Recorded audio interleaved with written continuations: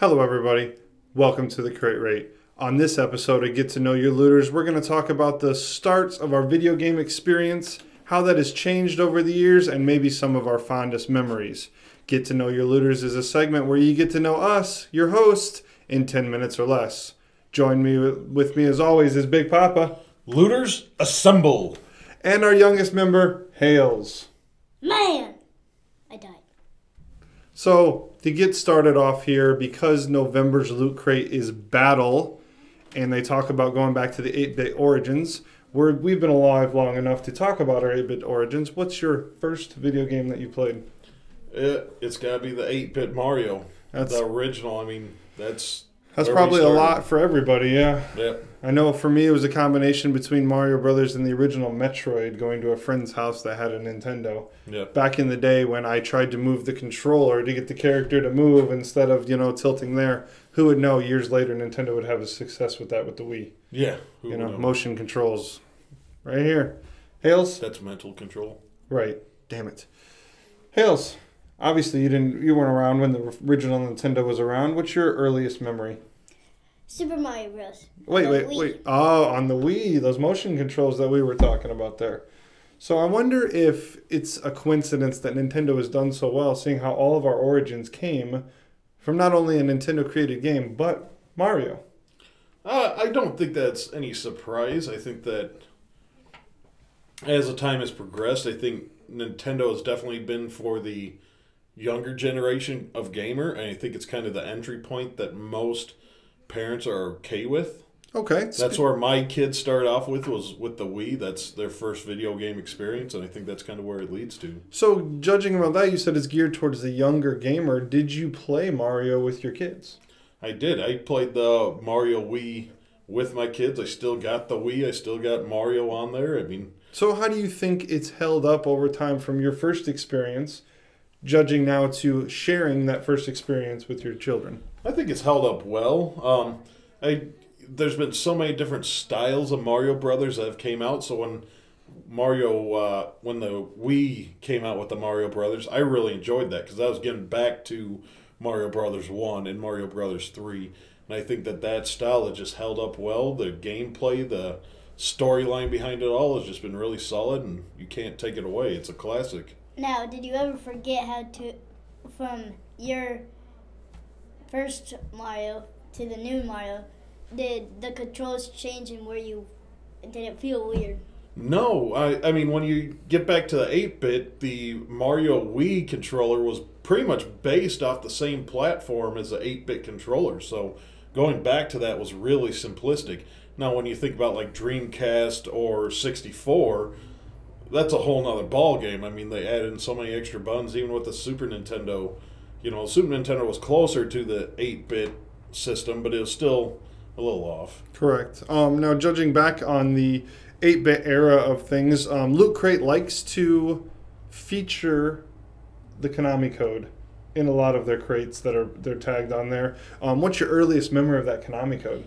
It's got to be Contra. Definitely Contra. I mean, I think that's where most people relate that back to, honestly. Yeah. I mean, I know it was featured in a lot of other games, but I know that Contra was kind of like your first co-op experience because it was 2-player, and putting in that code with a game that was incredibly hard, made it a little easier to make it through on there. One game I relate to Contra quite a bit, having that experience sitting down, was the original Halo. Halo was another game, as time transitions from Contra, you would play games with other people. But as far as the true co-op experience, I think Halo picked that up on the original Xbox, where you could sit down, play the campaign through with somebody sitting right next to you, and have that fun experience where you didn't want to put it down, very similar to Contra. No Konami code, obviously. Yeah. But, how do you feel about Halo? How do you feel about Halo and the impact that it had? I like Halo. It's kind of like Call of Duty. It's my other game that I like to play. I haven't played it recently, but I heard there's a new one coming out, and I'm looking forward to it. What are you, Big Papa? I mean, Halo, I agree with you. I think Contra was kind of one of those first 2-player at a time, because even Super Mario Brothers were 2 players, but it was you took turn, yep. So Contra was the first where you were really kind of playing together. Halo, on the same realm as Contra, you almost wanted to and had to play with somebody else. In that Halo was extremely difficult for its time, especially in the heroic or legendary settings. And without that second person, there is really difficult to get through. Definitely. So gaming in general, moving from the 8-bit side-scrolling video games down to the first-person 3D platforming, we're on the generation of the PlayStation 4, the Xbox One, going forward. See, I have nothing to do with PlayStation. I don't like their controller. That gets me off a lunch, because if you go to the Xbox controller of playing Call of Duty or any shooting game to the controller for the PlayStation, the shooting is different. It's a different button, because an Xbox One or Xbox, it's a trigger, but in PlayStation, it's a button on the controller. Yeah, she's such an Xbox fan, she won't even touch a PS4 to try. I know PlayStation has reinvented their controller scheme a lot since PS3. She won't even try it on there. I can't disagree with her, though. I can't stand the PlayStation controller. Okay. But I think it's on both sides of the field. I think that your standard PlayStation hard-up person isn't going to switch back to the Xbox, really. So is there any going back for you, knowing that you have a Wii U, you have an Xbox 360, when times for you to upgrade, is there any consideration for the PS4? You had to call me out on the 360, huh? I did. You had to call me out. No, I think I'll go straight to the Xbox One.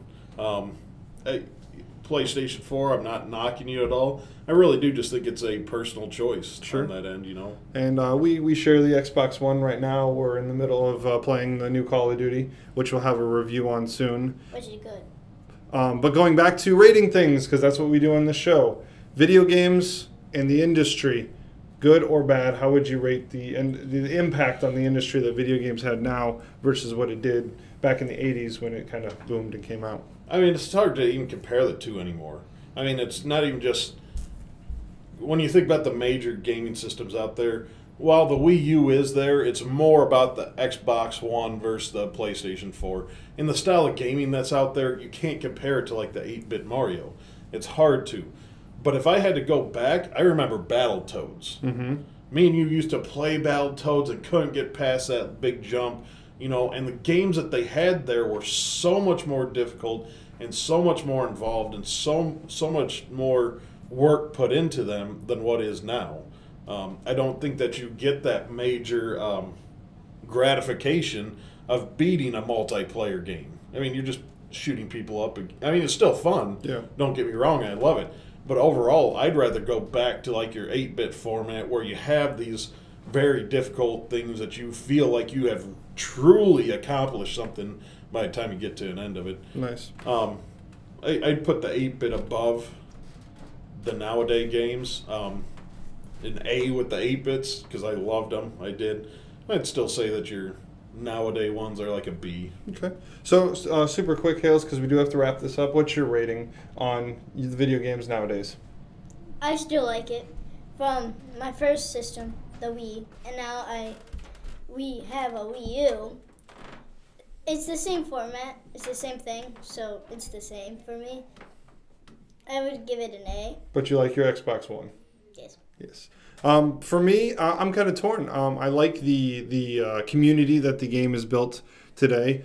You're breaking records. You're breaking sales records of movies with games sold. You have Xbox Live. You have the PlayStation Network where you're involving community where if I want to play co-op with you, I don't have to be at the same place. We can do it in the comfort of our own home. But I do agree with you that gratitude that is there with the older style games that when you finally work through it, Ninja Gaiden was another one that was hardcore, going through. But I know they have a sampling of different things coming out today that are like that. So I'm just interested in where it's going.